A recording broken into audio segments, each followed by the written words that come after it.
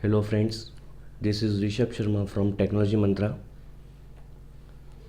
Previous episode में हमने control statements जो टॉपिक है वो स्टडी कर रहे थे। इसमें इफ एल्स वाला जो स्टेटमेंट है वो हम स्टडी कर चुके हैं। तो यदि आपने इससे पहले वाला वीडियो नहीं देखा है तो पहले आप इफ एल्स स्टेटमेंट देख लीजिए।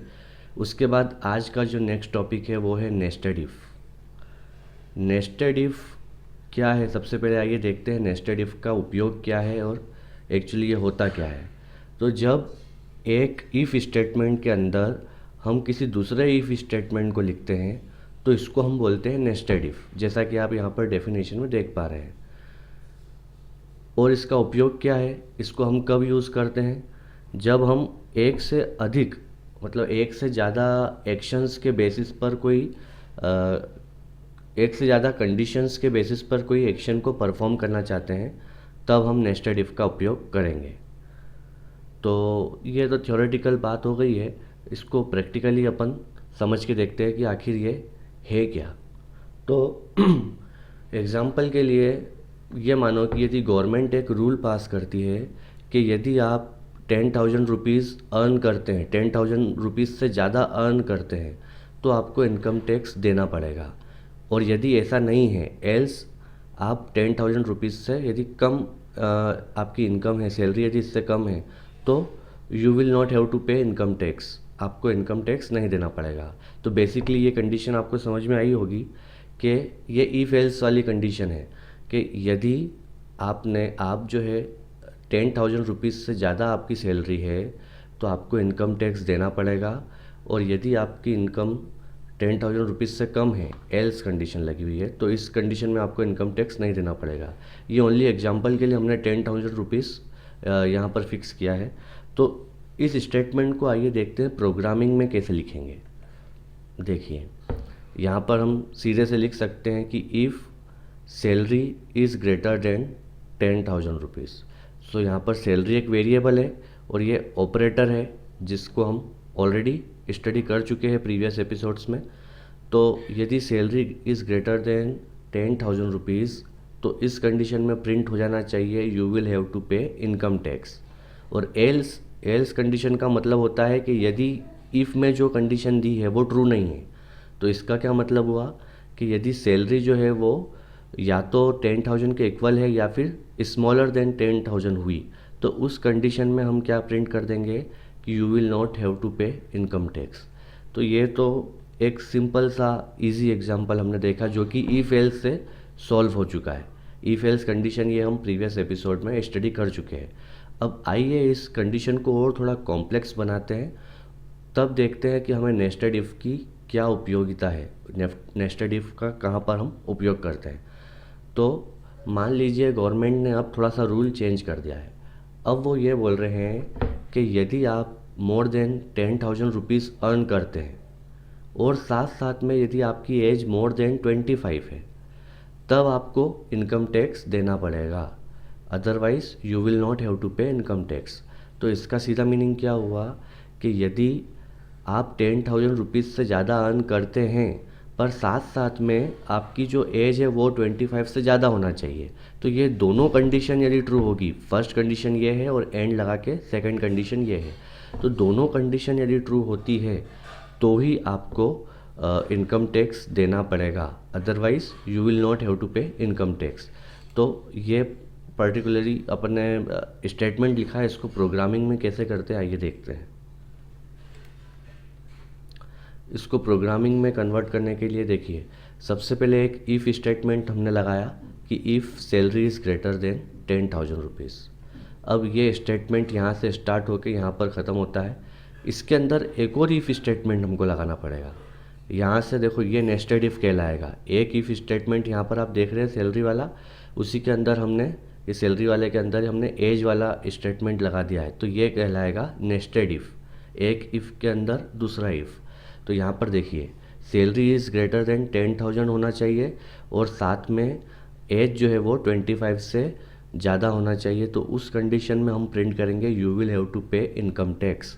और यदि ऐसा नहीं है तो तो उस कंडीशन में एल्स कंडीशन यहाँ पे लगी। तो यदि ऐसा नहीं है, मतलब आपकी सैलरी 10,000 रुपीज़ से ज़्यादा नहीं है, तो डायरेक्ट यहाँ पर आप लिख दो you will not have to pay income tax. तो ये सिंपल सा प्रोग्राम हमने देखा नेस्टेड इफ़ के द्वारा। तो यहाँ पर आपको समझ में आया होगा कि इफ़ के अंदर एक और इफ़ क्यों लगाया, क्योंकि यहाँ पर दो कंडीशंस एक साथ यदि ट्रू हुई, सैलरी भी ज़्यादा होना चाहिए, एज भी ज़्यादा होना चाहिए, दोनों कंडीशन ट्रू होना चाहिए, तभी ये एक्शन हम परफॉर्म करेंगे। तो इसलिए हम नेस्टेड इफ़ का उपयोग करते हैं। अब आइए इसका एक प्रोग्राम हम बना के देख लेते हैं।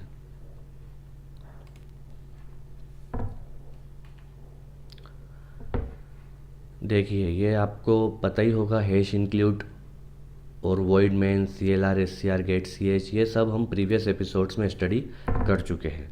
तो अब यहाँ से हम स्टार्ट करते हैं। सबसे पहला काम होता है वेरिएबल्स को डिक्लेयर करना। तो हम जो प्रोग्राम अभी बनाने जा रहे हैं, अभी जो आपने लॉजिक देखा, उसमें आपको क्या लगता है कितने वेरिएबल्स होना चाहिए? तो यहाँ पर दो वेरिएबल्स होना चाहिए। एक वेरिएबल ऐसा होना चाहिए जिसमें हम सैलरी को इनपुट लेंगे, और दूसरा वेरिएबल ऐसा होना चाहिए जिसमें हम एज को इनपुट लेंगे। तो दोनों वेरिएबल की प्रकृति क्या है, दोनों का टाइप क्या है? तो ये डेटा टाइप वाले लेक्चर में हम पढ़ चुके हैं कि दोनों की प्रकृति या दोनों का जो डेटा टाइप है वो क्या होगा, इंटीजर होगा, क्योंकि ये एक न्यूमेरिक डिजिट है। सो इंटीजर एज और इंटीजर सैलरी, ये दो वेरिएबल्स हमने डिक्लेयर कर लिए। अब सेकंड स्टेप क्या होती है कि यूज़र से इन दोनों वेरिएबल की वैल्यूज़ को इनपुट करवाना। तो सबसे पहले हम प्रिंट कर देते हैं स्क्रीन पर कि प्लीज़ इंटर योर एज। तो ऐसा स्क्रीन पर प्रिंट हो जाएगा कि कृपया आप जो है आपकी एज को इंटर करें, प्लीज़ इंटर योर एज। अब एज को हम स्कैन करेंगे। तो ये भी आपने देखा है कि %D का हम उपयोग करेंगे। क्यों करेंगे इसके बारे में डिटेल में हम ऑलरेडी स्कैनएफ वाले लेक्चर में बता चुके हैं। तो ये स्टेटमेंट क्या करेगा, एज वाले वेरिएबल में यूज़र से वैल्यू को लेके स्टोर कर देगा। इसके बाद सेकंड वापस से हम लिखेंगे कि ये बैक स्पेस n लिख देते हैं ताकि नेक्स्ट लाइन में प्रिंट होगा ये। तो प्लीज़ एंटर योर सैलरी। तो ऐसा स्क्रीन पर प्रिंट हो जाएगा। अब हम क्या चाहेंगे कि जो भी वैल्यू इनपुट करेगा यूज़र, वो कहाँ पर स्टोर हो जाना चाहिए, सैलरी वाले वेरिएबल में। तो ये हो गया। अब हमारे पास दो वेरिएबल भी क्रिएट हो गए हैं, दोनों की वैल्यू हमने यूज़र से इनपुट में ले ली है। अब नेक्स्ट स्टेप क्या होना चाहिए? नेक्स्ट स्टेप ये होना चाहिए कि हम जो गवर्नमेंट ने हमको कंडीशन दी है कि एज जो है वो 25 से ज़्यादा होगी और सैलरी जो है वो 10,000 से ज़्यादा होगी, तो वो वाली कंडीशन हम लगा के देखते हैं। तो इफ़ कंडीशन में क्या लिखेंगे, salary should be greater than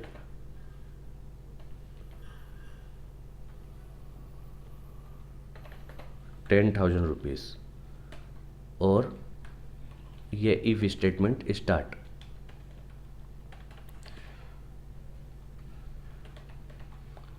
इसके बाद एक और इफ स्टेटमेंट लगाना पड़ेगा, क्योंकि दो कंडीशंस साथ में ट्रू होना चाहिए ना। तो इसलिए एज वेरिएबल, और एज क्या होना चाहिए, 25 से ज़्यादा होना चाहिए। तो एक और इफ स्टेटमेंट हमने लगा दिया। अब यहाँ पर यदि ये दोनों ट्रू होता है तो हम क्या प्रिंट करेंगे? तो हम प्रिंट कर देंगे कि आपकी सैलरी भी ज़्यादा है 10,000 से, आपकी एज भी ज़्यादा है, so you will have to pay income tax. अब ये कंडीशन तो हो गई, पर यदि उसकी सैलरी 10,000 रुपीज़ से कम है तो हमको क्या करना है? तो उस कंडीशन में एल्स कंडीशन लगेगी, क्योंकि ये यदि ट्रू नहीं होती, यदि ट्रू होता है तो ये वाला ब्लॉक एग्जीक्यूट होता है, और यदि इफ़ में जो कंडीशन दी है वो ट्रू नहीं होता तो एल्स के अंदर जो हम लिखते हैं वो एक्शन परफॉर्म होती है। तो यहाँ पर हम लिख देंगे printf you will not have to pay income tax। सो इस तरीके से ये प्रोग्राम यहाँ पर कंप्लीट होता है। इसको आइए अब कंपाइल करके रन करके देखते हैं। ये सक्सेस बता रहा है। अब इसको हम रन करते हैं तो सबसे पहले ये बोलता है कि आपकी एज बताइए। तो मैंने एज मान लो बता दी 21। इसके बाद ये बोल रहा है आपकी सैलरी बताओ। सैलरी मान लो मैंने बता दी 5000 रुपीज़। तो ये क्या बोल रहा है, you will not have to pay income tax. क्यों? क्योंकि जो हमने कंडीशन लगाई थी 25 एज और 10,000 रुपीज़, वो दोनों यहाँ पर ट्रू नहीं हो पा रही है, तो इसलिए ये नोट बता रहा है। अब एक और बार इसको रन करते हैं। अब मैं जो है मेरी एज 26 बता देता हूँ, जो कि 25 से ज़्यादा है, और सैलरी जो है वो 15,000 रुपीज़ बता देता हूँ, जो कि 10,000 रुपीज़ से ज़्यादा है। सो इस कंडीशन में देखिए क्या प्रिंट हो रहा है, you will have to pay income tax. आपको इनकम टैक्स जो है वो पे करना पड़ेगा। तो इस तरीके से हमने देखा कि नेस्टेड इफ़ का उपयोग हम कब करते हैं, जब हमको दो कंडीशन के बेसिस पर किसी एक्शन को परफॉर्म करना होता है। Thank you friends, please subscribe my channel.